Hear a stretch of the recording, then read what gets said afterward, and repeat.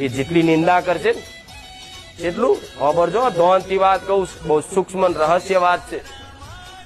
નિંદા માણસો કરતા હોય, તમારું ખોટું બોલતા હોય, ગમે તે તમે ભક્તિ કરો એટલે તૂટી જ પડે દુનિયા.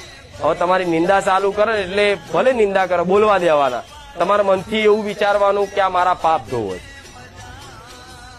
અડધા પાપ તો તમને હું ધોવડાવી નાખું છું કે પૂનદાન કરજો, હારો ભાવ રાખજો, પશુ પક્ષીઓ મૂંગા જાનવરને ખવડાવજો, સેવા કરજો, કોઈ વડીલની ઉંમર લાયકની સેવા કરજો, તમારા મા બાપની સેવા કરજો.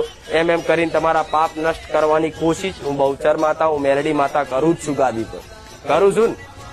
પણ એમાંય પાછું તમારી કોઈક નિંદા, તમે સારું કાર્ય કરો છો, તમે પુનદાન કરો છો, કોઈ ધર્મનું કાર્ય કરો છો, છતાંય કોઈ માણસો તમારી નિંદા કરે તો એ તે તમારું પાપ ધોવામાં ભાગીદાર બન્યા, તમારા મદદરૂપ થયા છે. ભલે તમને જોવાથી એ